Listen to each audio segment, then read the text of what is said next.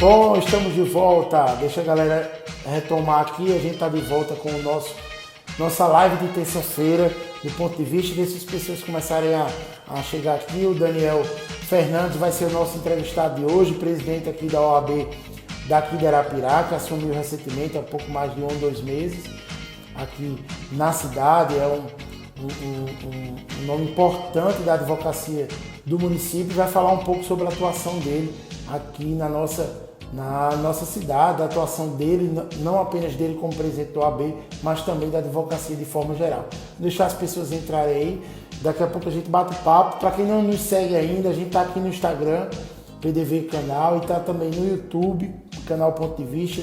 Estamos também no podcast no Spotify, também canal Ponto de Vista. A partir de amanhã essa entrevista já vai estar disponível tanto no podcast quanto no YouTube. Eu vou chamar aqui o Daniel para a gente já começar o nosso bate-papo, e aí a gente vai falar um pouco com ele sobre algumas questões envolvendo a advocacia.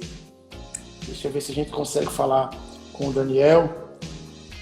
Presidente, boa noite, você me ouve? Boa noite, Igor. Estou lhe ouvindo. Você me escuta bem? Escutando perfeitamente.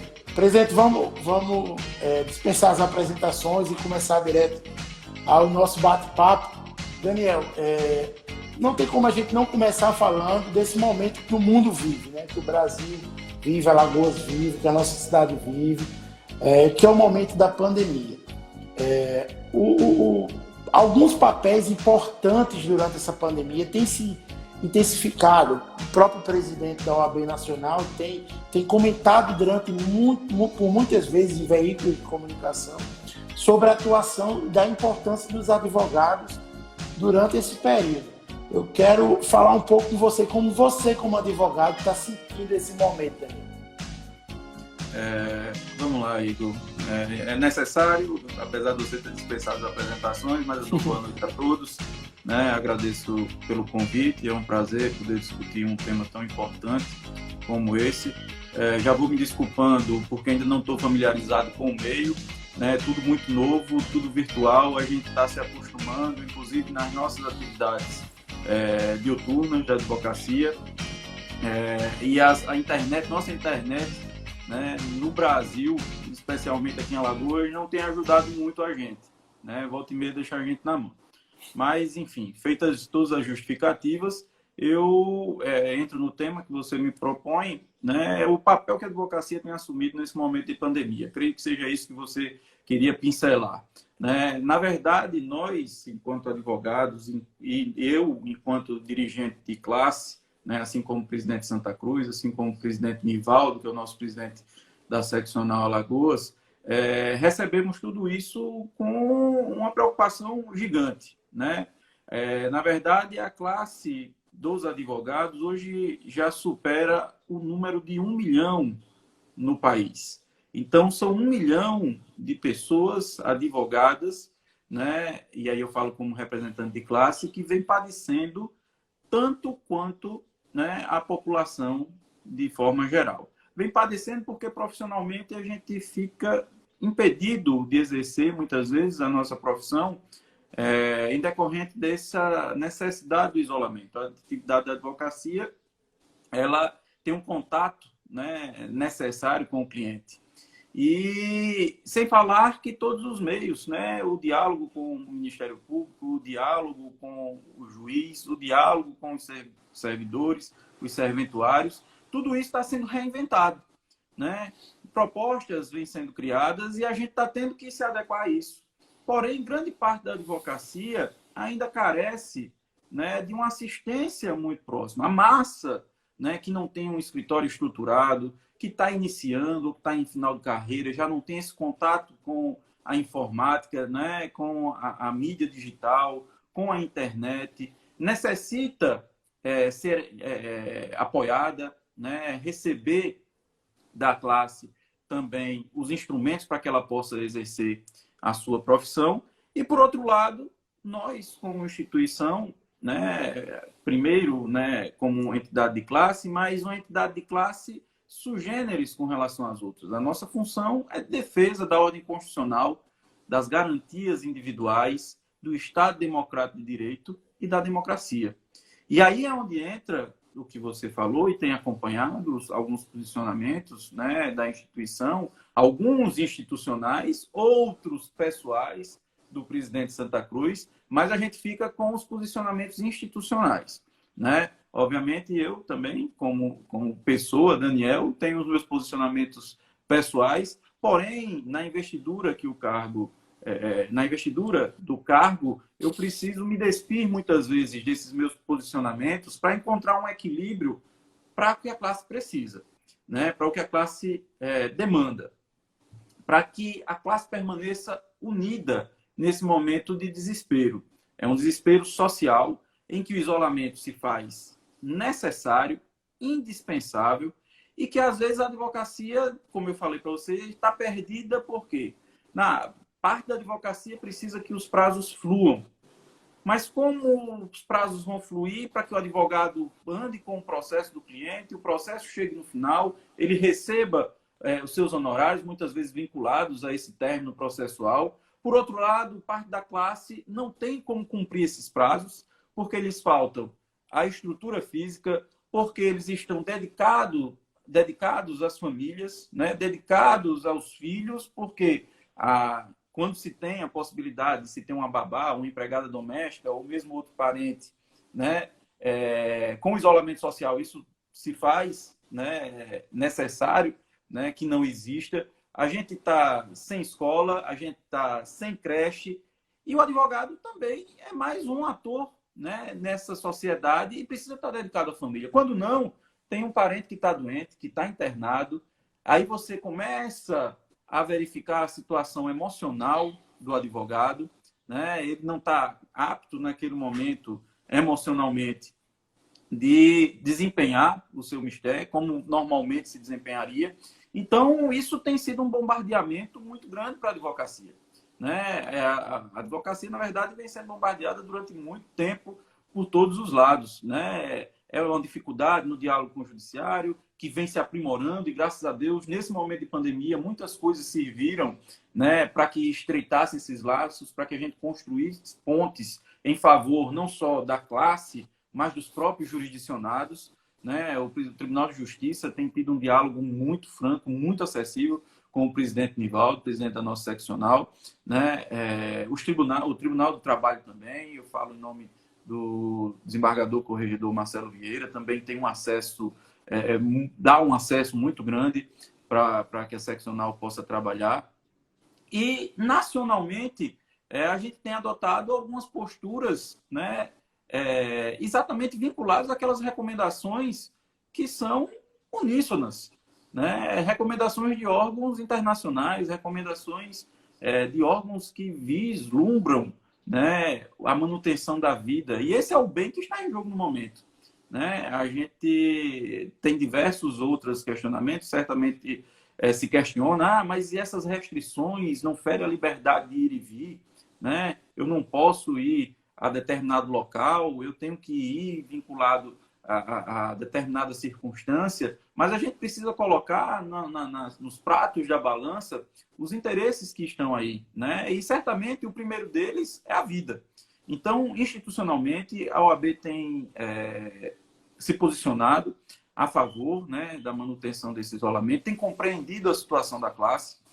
Inclusive, o presidente Felipe Santa Cruz tem dito, o presidente Nivaldo tem repetido, inclusive, para a classe, né? A classe ela sobrevive institucionalmente tão somente dos recolhimentos das anuidades que os advogados pagam, né? Aqui em Alagoas, assim como em outros lugares do Brasil, nós postergamos essas anuidades para julho.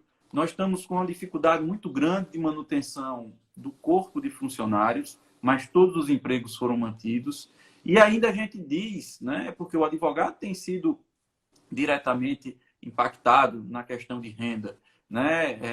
Então, voltando, o que o próprio Felipe fala, o próprio Nivaldo assegura, é que entre comer e pagar a anuidade, o advogado deve comer, né? Depois a gente vê como é que faz com essa questão da anuidade. Mas para a classe é muito difícil, porque a instituição não recebe verba pública, não recebe doações, ela se sustenta no Brasil inteiro totalmente e exclusivamente em decorrência das anuidades. Eu ia até, você tocou nesse assunto, realmente era a minha próxima indagação.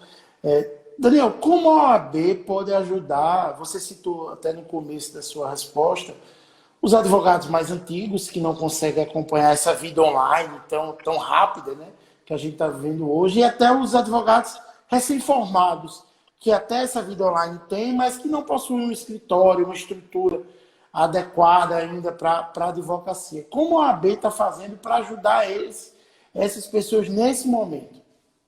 Veja só, Igor, às vezes a gente olha para a OAB ou para os advogados e não sabe do que está por trás, na realidade, da instituição OAB. Na verdade, eu costumo deixar muito claro, é um esclarecimento público, que a gente não tem somente a instituição OAB, a gente tem um sistema OAB, que é composto de vários órgãos, dentre eles o Conselho Federal, os conselhos seccionais, as subseções, como é o caso de Arapiraca. Dentro desses órgãos existem comissões e existe também um ente muito importante que tem valido os advogados nesse momento, que é a Caixa de Assistência dos Advogados, né, que existe em cada seccional. Aqui em Alagoas é presidida pelo advogado Ednaldo Maiorano, que inclusive dedica um viés assistencial para o advogado em situação de vulnerabilidade muito dedicado.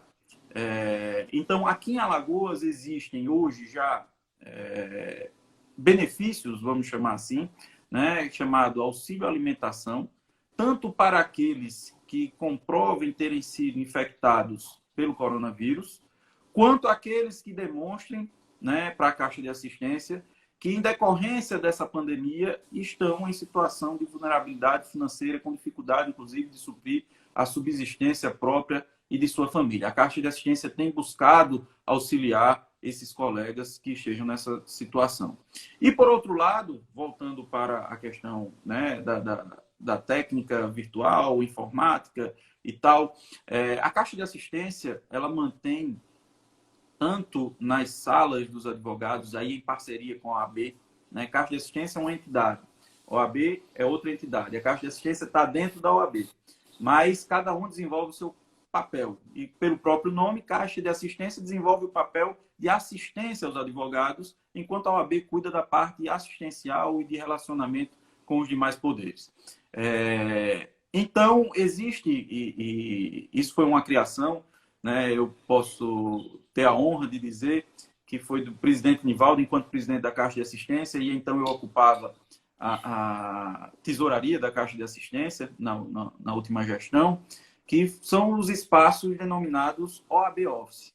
A Caixa de Assistência montou escritórios totalmente equipados com internet de qualidade, computadores de qualidade, monitores de qualidade, scanners, salas de reunião, né, para exatamente recepcionar esse público, tanto aqueles mais velhos, né, que têm uma dificuldade, existem profissionais dedicados e treinados para lhes auxiliar, quanto aqueles que de fato não têm o espaço, né, para exercer a sua advocacia plenamente. Então lá ele vai encontrar computadores, internet, scanner, o funcionário da Caixa de Assistência para lhe dar um auxílio, ainda assim, né? Isso tanto em Maceió, quanto aqui em Arapiraca, quanto nas salas dos fóruns.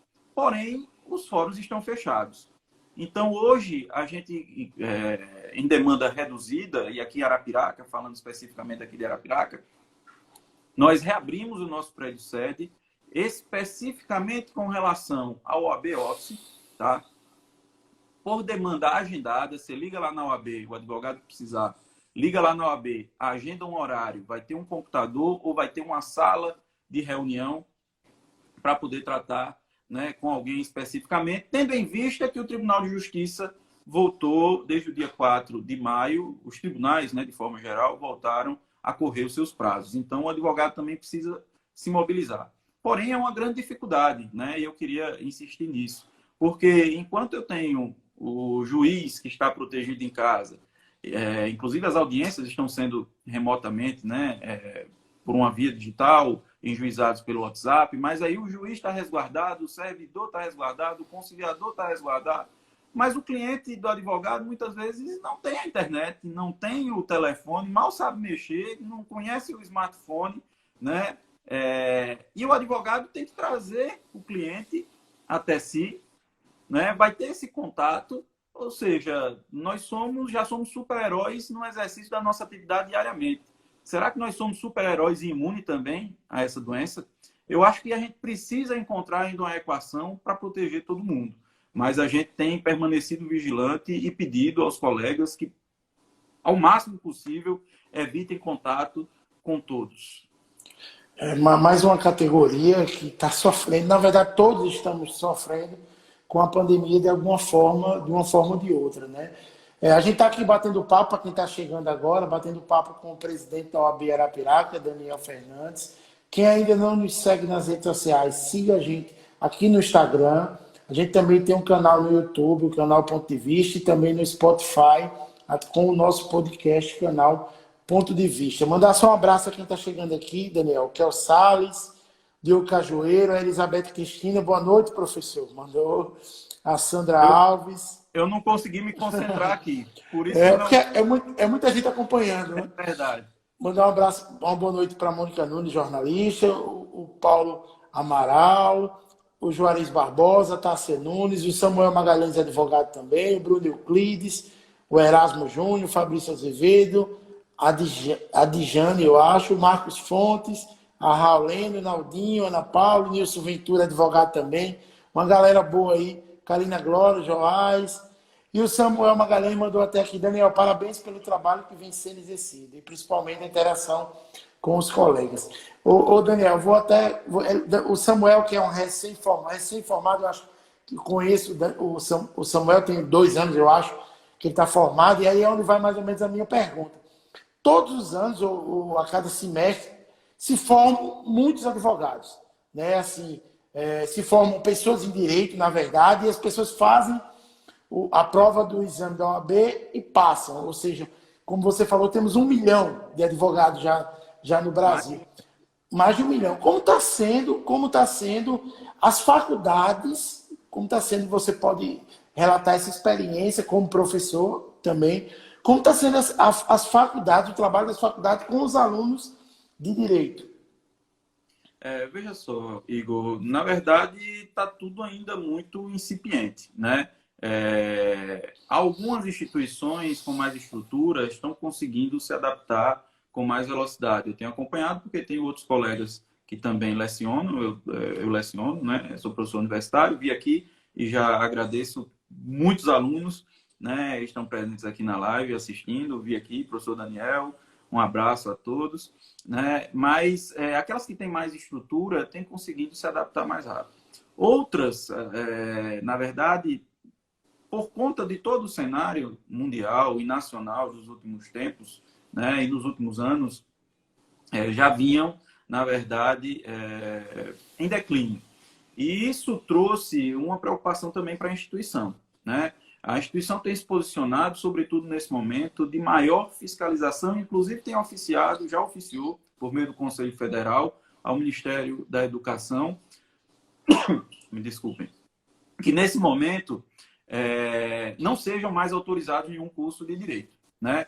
Por quê? Porque as que já existem e já não estavam, né, desempenhando um bom papel, e a gente vê isso pelos exames de ordem que ocorrem, né, pelo menos 3 vezes ao ano, os índices são muito baixos de aprovação, bem como, nesse momento de pandemia, a coisa ficou mais perdida ainda. Eu posso dizer, eu lecionava aqui em Arapiraca, né, lecionava em Arapiraca em 2 instituições, uma delas fechou, né, no ano passado, final do ano passado, início desse ano. A segunda que eu leciono, eu recebi a notícia, uma rede, né, mas recebi uma notícia que vai encerrar suas atividades aqui em Arapiraca, pelo menos até o ano que vem, e aí está demitindo todos os professores, porque ela tem vários polos, e eu creio que com a possibilidade do ensino à distância, eles devam se concentrar somente em um polo e publicizar essas aulas para todos aqueles alunos, né? Então, isso também aflige a muitos advogados que são professores, né? É mais uma fonte de renda que deixará de existir. E com relação à qualidade do ensino, também já nos preocupa mais ainda, né? Porque quando nós tínhamos um ensino presencial, onde o contato com o professor faz muita diferença, né? Um ensino à distância, dentro de um curso de direito, onde o debate é o alimento do curso de direito, a gente não sabe que rumo a gente vai tomar. Isso, de fato, é preocupante, tanto que a instituição, que, dentre as suas atribuições, né, visa resguardar o ensino jurídico, de imediato já solicitou ao Ministério da Educação que não autorizasse mais nenhum curso de direito, pelo menos até verificar essa situação dos que já existem diante da crise pandêmica, né, e que no momento que isso passe, como é que o ensino jurídico vai ficar? De fato, ainda é muito incipiente se ter algum diagnóstico. Nós temos aí praticamente cerca de 47, 50 dias, né, que nós estamos, desde que foi dia 17, 18 de março. Né? Então, 18 de abril, vamos chegar... Quase 60 dias, quase 60 né? dias. Né? Quase 60 dias. Então, está tudo muito ainda incipiente, mas é uma preocupação e que a instituição tem se dedicado a observar isso também. E nós aqui, por meio da nossa comissão do ensino jurídico. Só mandar um abraço aqui, Daniel, para também a advogada Luciana dos Santos, o Moisés Nogueira, o Fabinho, empresário Fabinho da Comedoria, a Lu Albuquerque, a Marta Morim, o Felipe Lins, o Fabrício Almeida, o João, o Fabrício Almeida, advogado também, está aqui chegando. Controlador do município. E o Samuel Magalhães disse assim, são 3 anos e meio já de formado. Ele fez essa correção. Daniel, você tocou no assunto das faculdades, e aí vai uma dúvida jurídica, porque tem alguns questionamentos, inclusive nas redes sociais, do papel das faculdades e das escolas nas cobranças. E aí essa dúvida eu queria saber, até que ponto as escolas, as creches, as faculdades podem cobrar ou não dos seus alunos durante esse período? Veja só, Igor, isso tem sido policiado pelo presidente Nivaldo em nível estadual, inclusive já teve reunião com o próprio PROCON para interagir nessa ação, e a gente tem ciência de uma recomendação do Ministério Público, né, para que as instituições de ensino presencial, né, abatam dentro dos seus valores aquilo que eventualmente seriam os custos da estrutura física. Né? Porque certamente você não vai gastar com energia, você não vai gastar com água, você não vai gastar com a estrutura em si. Então, pelo menos isso poderia ser objeto de abatimento. Por outro lado, a gente não pode observar isso tão somente como uma questão consumerista. Lógico que o lado consumidor é importante, mas a gente precisa entender que do outro lado existe um empreendedor, existem professores que dependem daquilo para subsistir. E dependendo, né, obviamente, do ensino médio, infantil, inicial, enfim, é importante que eu tenho filho, tenho essa preocupação, que eles tenham, ainda que nesse momento, um vínculo institucional. Porque eu estou certo que isso vai passar em algum momento, né? E eu estou certo também que as instituições estarão para apoiar, né, as famílias e buscar, correr atrás nesse tempo que está se adaptando a uma nova realidade. Eu não queria dizer tempo perdido, porque não há tempo perdido. Na verdade, esse tempo está sendo ganho, né? Esse tempo está sendo ganho salvando vidas. Então, assim, é uma equação difícil que a gente precisa compreender. Eu vejo muitas pessoas discutirem, mas meu filho está indo para a escola, eu não preciso pagar, né? Mas as escolas têm se adaptado a situações, eu posso falar de algumas que eu tenho conhecimento, né? Tem antecipado férias. Então, as férias estão dentro do cronograma financeiro, né? Quando a gente paga... Tem as videoaulas também, né? A gente paga as mensalidades, a gente paga 12 mensalidades. Dentro desse tempo existem as férias. Então, as escolas estão tentando também se adaptar para que não haja um prejuízo total. E muitas delas têm concedido descontos, né? Obviamente, se existe alguma que não tenha concedido esse desconto, aí é uma coisa a se pensar, né? De viabilizar e até de judicializar, se houver viabilidade. E aqui eu friso que, inclusive, o Ministério Público, né, judicializou uma demanda nesse sentido, com um pedido liminar, e que foi negado eu não me recordo se foi na 8ª Vara Civil da capital ou se foi na 11ª Vara Civil da capital. Pode ser que eu cometa um erro se eu asseverar que é uma das duas. Mas, liminarmente, não foi deferido que exista uma obrigatoriedade de se conceder o desconto que o Ministério Público pleiteou. Por quê? Porque são situações de cada região, né? Por exemplo, há escolas em Maceió que se adaptaram mais rápido e não interromperam as aulas. E continuam prestando esse serviço, ainda que pela via online. Há outras que não tiveram estrutura, escolas menores, né? Escolas de bairro. Então, são situações particulares que a gente precisa ter a sensibilidade de entender que esse momento é difícil para todo mundo, né? É por aí, Daniel. E a gente tem visto muitos comentários nas redes sociais em relação a isso, e das duas formas, como você bem frisou. Pessoas que têm argumentado essa possibilidade de diminuição e até mesmo de não pagar. E também o outro lado, que é o lado do empresário, o lado dos professores, do quadro de funcionários. Eu acompanho alguns colégios de aqui, eu vejo colégios fazendo videoaula, vejo secretarias abertas, pelo menos funcionando com o mínimo de funcionários, apenas para atender algum tipo de demanda que venha dos pais e dos próprios alunos. Então, realmente é importante esse esclarecimento para que as pessoas tirem um pouco as suas dúvidas sobre isso.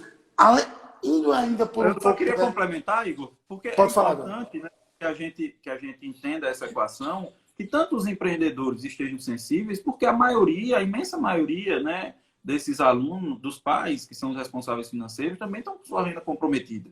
E aí vai daquela comparação que eu fiz inicialmente, né, dos pesos da balança, os bens que estão em jogo. Né? Se ele está comprometendo a fome da família, necessidade de alimentação, custear um tratamento médico, obviamente que ele vai preferir do que pagar a mensalidade da escola. Né? Então, o empreendedor tendo essa espontaneidade de também compreender, ele vai procurar as famílias e vai procurar uma melhor forma, né, de tratar esse problema. Daniel, a gente estava falando de rede social e aí eu meio que volto ao tema delas, e aí, principalmente durante a pandemia, que tem se demonstrado o principal meio de comunicação, talvez já fosse, mas a gente não olhasse de uma forma tão maciça com as redes sociais, tão massificada, e hoje está com uma força tão grande com a pandemia. Eu até vim comentando com algumas pessoas. Gente que não utilizava o WhatsApp para serviço de empresa, passaram a utilizar. Gente que não utilizava delivery, aplicativos, passaram a utilizar, porque realmente a pandemia mudou, então está mudando a vida de muitas empresas. Ao mesmo tempo, as redes sociais, ela entre aspas, as pessoas gostam muito de frisar isso, é uma terra sem lei. Só que não é bem assim, né? As redes sociais, elas não são uma terra sem lei. E durante a pandemia a gente vê muita fake news. E aí é uma outra dúvida jurídica. Até que ponto as fake news, principalmente se tratando de saúde, porque a gente vê até fake news tratando de um momento como esse, que é uma guerra, que a gente está tratando com um vírus invisível, com um inimigo invisível. Até que ponto, juridicamente, essas pessoas que espalham fake news, principalmente em casos de saúde, podem ser judicializadas? Veja só, você tocou num ponto muito sensível, né? De fato, a gente já vive num momento em que está todo mundo emocionalmente fragilizado. É muito difícil existir alguém que não esteja sensibilizado com a situação, né? E você tocar o terror, né? Popularmente dizendo, você trazer notícias as mais diversas possíveis, que é o que a gente acompanha, né? Ah, não, na China descobriram aquilo, aqui vai morrer assim. Aqui está morrendo assado, aqui está a cura, aqui isso tudo estão espalhando aí é mentira, ninguém está morrendo, todo mundo está vivo, todo mundo está se curando. Enfim, isso cria mais uma angústia e uma incerteza muito grande para todo mundo. Né? O importante, fake news sim, né? Ele pode ser, quem propaga a fake news pode sofrer uma sanção, né? Sobretudo quando atinge alguém que eu falo tanto no seu âmbito material, quanto no seu âmbito moral, né? Todo aquele que causa prejuízo a outrem fica obrigado a indenizá-lo. Isso é uma máxima da responsabilidade civil. Então, todo aquele que propaga uma falsa notícia que traz um prejuízo, que atinge uma esfera de direito de alguém, esse alguém pode exigir uma reparação, né? Nesses casos, como as notícias têm sido tratando de direitos, inclusive coletivos e difusos, é importante a sensibilidade, e a gente tem visto isso por essas mídias sociais, as chamadas redes sociais. Me permitam aqui dizer o nome, porque todo mundo utiliza: WhatsApp, Facebook, Instagram, Twitter, né? Todas elas têm se preocupado, essas são as mais usuais, têm se preocupado, inclusive têm retirado das suas redes Postagens. quando identificadas essas falsas propagações, né? Exatamente porque as redes sociais passaram, como você demonstrou, a ter um papel na vida de cada um muito grande, né? Hoje eu tive isso numa prova prática de uma mensagem que eu direcionei a um grupo, e eu acho que 10 segundos depois, uma pessoa de São Paulo me repostou a mensagem que eu tinha postado, né? Então, 10 segundos depois, questionando se aquilo era verdade, porque ele já tinha recebido um grupo de advogados em São Paulo. Então, o importante é que a gente, de fato, cheque as fontes, porque principalmente, né, nessas mensagens, ali vem textos atribuídos a profissional tal, a médico tal, a escritor tal, e aquelas pessoas nunca disseram aquilo, nunca produziram aquilo, e tem muita gente que compra aquilo como uma verdade absoluta, e sem nem se certificar da fonte, né, bota lá, encaminhar. Parece que é no automático. As pessoas se sentem, né, alimentadas quando encaminham. Ou seja, eu estou contribuindo para alguma coisa, mas às vezes está prejudicando, né? Então, é triste dizer, mas com certeza mais de 90% das mensagens que chegam para a gente são mentira, né? É importante que a gente cheque sempre a fonte. E a gente está falando um pouco desse momento das redes sociais aqui durante a pandemia, mas isso é uma constante até antes da pandemia, de forma muito forte, porque as fake news, eu acredito, de alguns anos para cá tem se fortalecido. Na eleição de 2018 se fortaleceu ainda mais, nos últimos 2 anos tem ficado cada vez mais existente. E aí você tocou num assunto que eu acho extremamente importante, né? onde a gente está tão emocional, tão diferenciado. A gente ainda tem que viver alguns casos assim extremamente difíceis, é realmente complicado.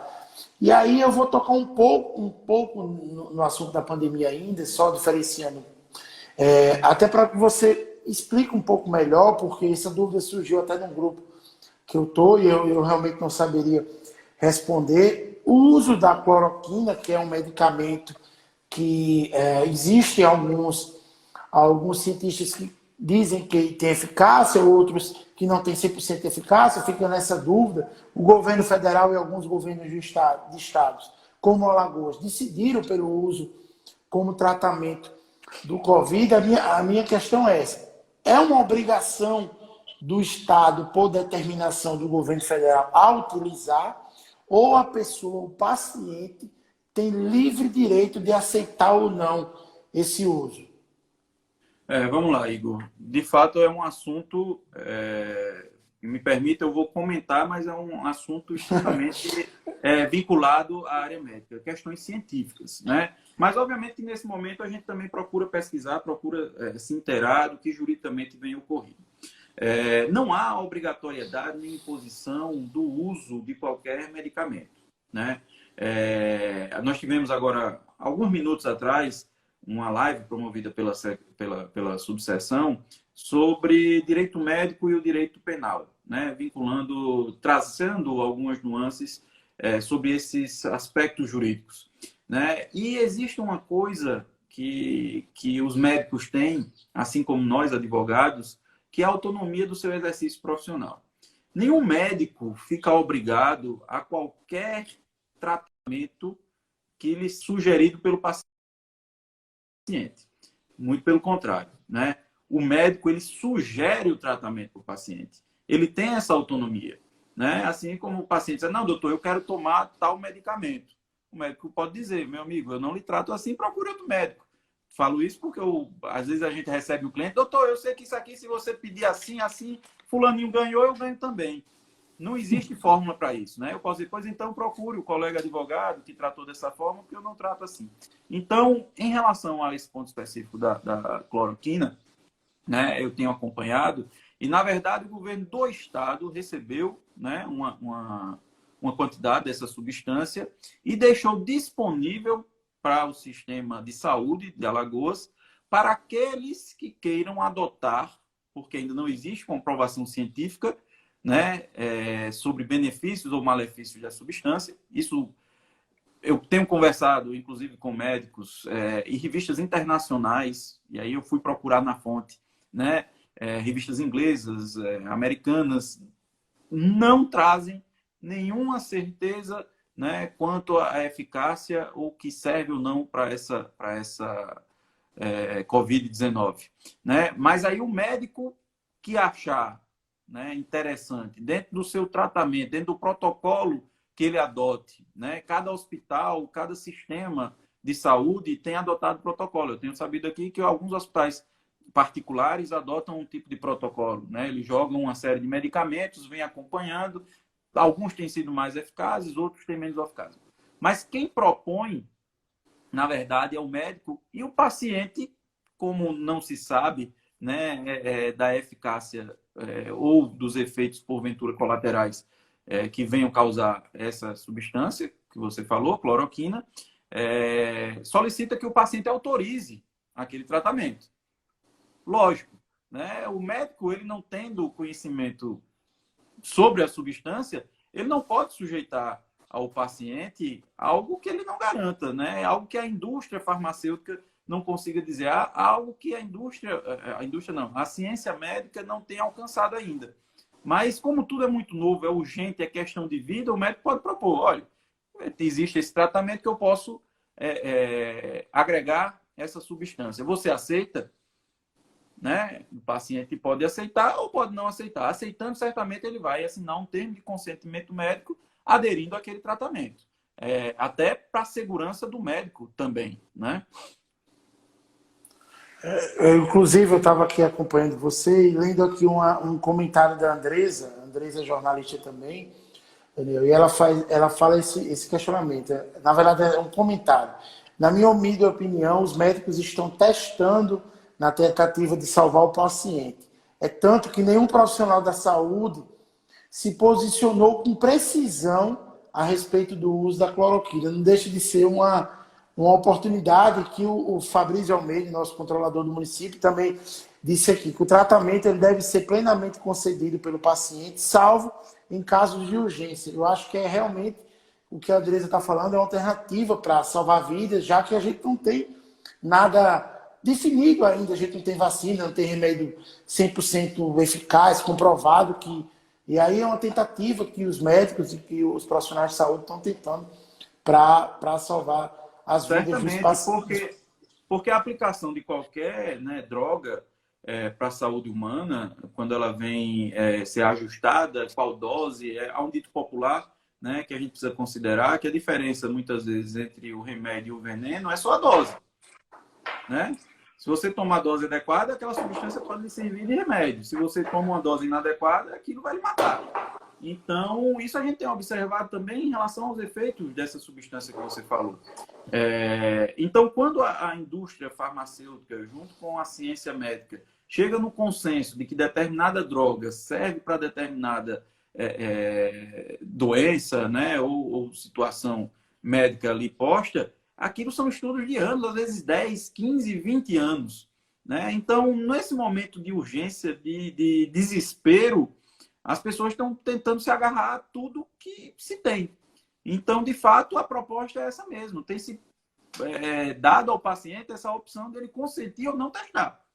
Na verdade, é isso que a gente tem visto na prática. Vou sair um pouco.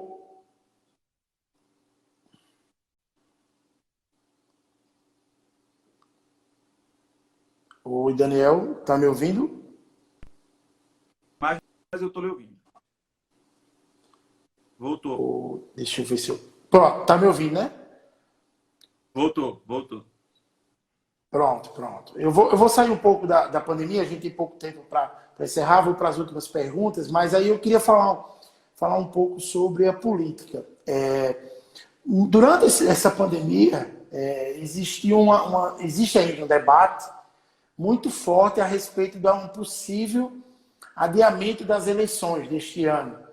Alguns defendem que seja adiado para novembro, dezembro, final de novembro, dezembro, outros para uma unificação com 2022, com uma eleição só. Queria saber sua opinião pessoal, se bem que é meio difícil separar a opinião pessoal do presidente da OAB, né? Mas assim, a sua opinião a respeito disso, se você acredita que possa ter realmente essa mudança e unificação das eleições, e o que você acha? Qual a sua opinião? Se você acha isso benéfico ou se acha melhor realmente para a democracia, como o próprio presidente Barroso disse, seria importante a cada 2 anos ter uma eleição? Vamos lá, Igor. Eu vou tentar ser mais equidistante pelo meu lado pessoal e falar mais sobre uma visão técnica que eu construí observando, né, os últimos acontecimentos. Né? É de fato que a gente vive num momento de despesa nacional muito grande. Né? Na verdade, as economias do país estão sendo todas postas a pleno vapor, a gente tem visto isso é inegável, né? No combate a tudo que venha dessa pandemia, seja o combate à fome, à renda, esses auxílios. A questão da eficácia é outra discussão, mas que as propostas têm surgido, tem. A gente sabe também que isso afetou diretamente no orçamento público. E que uma eleição no Brasil, de um tamanho continental como ele tem um custo muito alto. Então, é preciso, na verdade, que se faça tanto um custo econômico para o momento, quanto um custo de vida. E aí eu volto a colocar os pesos, né, para a gente pesar nessa balança. O que é que valeria mais? A gente não sabe como isso vai ficar daqui para outubro. A expectativa, né, e eu via o Luciano há pouco falando, que o Mandetta, em uma outra entrevista, tinha dito que a expectativa de que o número inicie a baixar seja em julho. Então, como é que a gente... Isso é uma expectativa. Né? Por outro lado, a gente tinha uma expectativa, desde o dia 17 de março, que sempre na próxima semana a gente chegaria no pico. Não era? Na próxima semana já são 60 dias e a gente ainda não chegou. Então, eu acho que nessa régua do tempo, se decidir necessariamente em relação a essa eleição, ainda vai ser precipitado. Porque existem pesos, né, mais importantes, pesos não, né, direitos mais importantes a serem vislumbrados, né, direitos mais pesados nessa balança a serem vislumbrados. Certamente que a vida está sobre qualquer um deles, né, quanto mais sobre uma eleição, né. Com relação aí à opinião de se unificar, vem-se a questão, de fato, técnica também, no meu sentir, de economia. Tá? E se economizaria muito para o país numa eleição unificada. Então, eu acho que esses são os tópicos que eu poderia tocar em relação ao tema proposto por você, Igor. Eu ainda falando um pouco de política, Daniel, é um momento que eu acredito que seja diferente para a advocacia aqui em Alagoas, onde você vê inúmeros advogados pré-candidatos a vereadores, a prefeitos das cidades. E aí eu queria, em Arapiraca, queria abordar isso. Em Arapiraca existe pelo menos 2 advogados pré-candidatos a prefeito. Um é o doutor Hector Martins, que já foi presidente da OAB daqui da cidade, e o outro é o Cláudio Canuto, doutor Cláudio Canuto, que também já concorreu à eleição na OAB seccional daqui. E aí eu queria saber qual a sua visão do papel da advocacia na política administrativa, na política de gestão pública. Queria saber se você acha que esse papel dos advogados é também de participar das eleições. Veja só, Igor, todo ser social, né, todo cidadão, na verdade, ele é um ser político. Não existe qualquer pessoa que não seja, né? Mesmo aquele menos favorecido intelectualmente ou aquele que tenha menos acesso ao estudo, qualquer nesse sentido, ele é um ser político, né? Ele opina, ele tem vontades, ele quer participar. Então, eu acho que assim, a democracia ela é construída exatamente nesses pilares, de promover a todo cidadão a possibilidade de se lançar, né, a um cargo público político. Com relação especificamente à advocacia, o advogado ele tem, pela própria formação, né, uma dedicação aos estudos sociais e políticos, que são inclusive cadeiras durante o curso de Direito. E isso acaba aproximando muito, né, a gente. E a gente lida todos os dias com demandas que às vezes o nosso cliente nos traz e que são demandas sociais, não é só do nosso cliente, não é só um direito ínfimo a ele. É um direito que atinge a ele, mas que atinge a toda uma população. E isso acaba sensibilizando muito mais o advogado que já tem essa formação. Então, creio que isso, né, o fato da classe se colocar à disposição desse julgamento social para elegê-lo ou não, eu acho que é muito valioso. Né? Assim como todas as classes, é importante que a gente tenha gente da advocacia, é importante que a gente tenha médicos, é importante que a gente tenha engenheiros, é importante que a gente tenha pessoas da atividade rural, é preciso que a gente tenha agricultores, é preciso que a gente tenha empresários, né? Enfim, a classe política ela precisa ser plural, né? Para que exatamente atinja a finalidade da democracia. Perfeito, perfeito. Só para a gente fazer uma última pergunta, Daniel, para a gente encerrar, acho que há um pouco mais de uma semana, a gente bateu um papo aqui com o Hector, né? Com o Hector Martins, que, como eu falei, já é pré-candidato a prefeito e saiu da OAB, da seccional Arapiraca, em janeiro. E um dos questionamentos que o Luciano Amorim, que foi que conduziu o bate-papo com ele, fez, foi a respeito da saída dele. Muito nos bastidores se dizia que a saída dele tinha sido turbulenta da OAB, em virtude do uso da ordem da instituição para fins políticos. Muitas acusações em torno disso. Pelo menos isso é o que se comentava nos bastidores, até do ponto de vista jornalístico. Você que assumiu depois, como foi que você viu esse processo e se você pode abertamente opinar sobre isso? Veja só, Igor, na verdade, todo mundo que se elege para qualquer cargo ou função, e ainda mais no âmbito institucional, a gente entende que ele vai concluir o mandato, né? Porém, o Hector preferiu interromper esse mandato, né? Embora seja legítimo, né? Não seja comum, mas aí ele interrompeu esse mandato e, na verdade, ficou nessa incerteza porque ele saiu no momento em que, logo em seguida, apareceu-se como pré-candidato, né? Então, na verdade, o que vem se discutindo, eu acho que é a discussão de bastidores, né? Mas, obviamente, não precisa comentar muita coisa, é uma vontade dele, é legítimo, né? E a gente só não pode entender, e me permita fazer essa ressalva, que qualquer pessoa, estando na direção, na gestão de uma entidade de classe, ainda mais com a AB, ele se coloque maior do que a própria instituição. Isso a instituição não admite, né? Na verdade, a instituição ela vem sendo construída há anos por diversas pessoas abnegadas, dedicadas, e assim eu entendo, né? A instituição é maior do que qualquer pessoa. Então, não existe a instituição que dependa de alguém, mas existe uma classe que depende da instituição. E assim eu posso falar só de mim, né? Eu assumi, na verdade, num momento de turbulência, porque não é comum um presidente sair, né? E assumi, e às vezes as pessoas não entendem, mas assumi porque era uma das pessoas legítimas a assumir, porque eu já tinha sido eleito como conselheiro seccional. O conselho seccional é o órgão maior da advocacia dentro do Estado.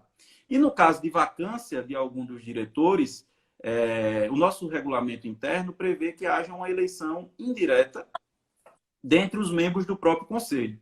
E o conselho achou por aclamar, né, o meu nome, o nome do Ivens, que veio assumir a vice-presidência, porque o vice-presidente também renunciou na sequência, né, e aí se tornou uma situação mais incomum ainda. Né? A gente teve um presidente que renunciou e um vice-presidente que também renunciou.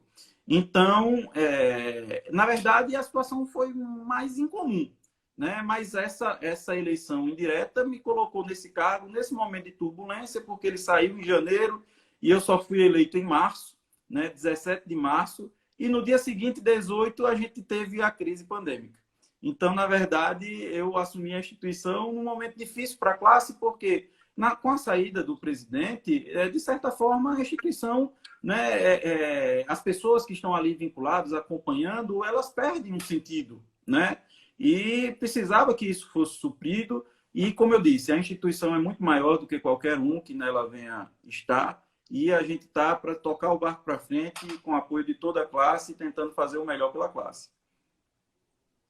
Tá massa, Daniel. Eu queria só mandar os últimos abraços aqui para o Norberto Igor, o Barros Leite, a Maiara Thaís, o Geminiano Jurema, o Nilson Ventura, o Daniel Grande Mestre, a Vânia Tonholo, a Gabriela Cabral, a Aline Lisboa, meu professor de Direito Civil, os seus alunos estão em peso aqui. O doutor Geminiano, eu fui estagiário do doutor Geminiano, os papas do direito imobiliário. Muito prazer, Geminiano, estar ouvindo a gente aqui.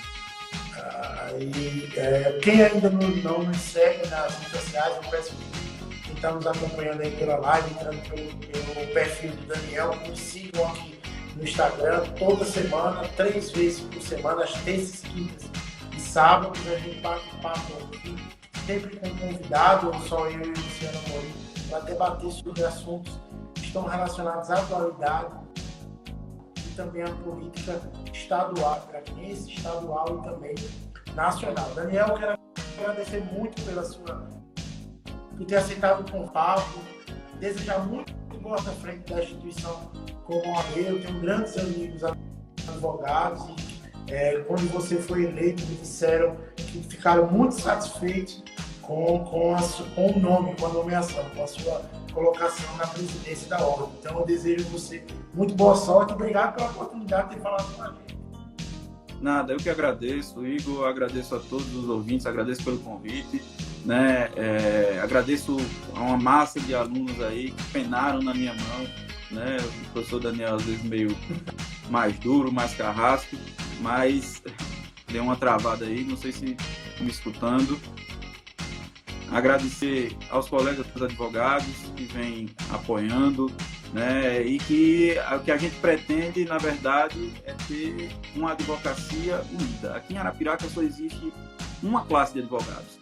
Não existem 2 grupos, não existe isso. As demandas, aquilo que aflige um advogado, dói no outro advogado. Assim que a gente tem que entender. E como representante de classe, nesse cargo que hoje eu ocupo, amanhã não serei eu, estará outro, né? E a gente pretende que esse outro que chegue também entenda assim. Então, eu só tenho a agradecer a todos os diretores, e aqui cito nominalmente o Ivens, a Rose, a Vânia, o Paulo, que compõem a diretoria da seccional, a todos os membros de comissão, a todos os advogados arapiraquenses. Quando a gente fala arapiraquense, na verdade, a gente está numa macro-região, né? Hoje, aqui em Arapiraca, circulam diariamente, nas atividades plenas, mais de 1.800 advogados. Então, é um número bastante considerável. E agradecer o Dr. Geminiano, que foi uma das pessoas que eu aprendi muito com todo o escritório, JLNAP,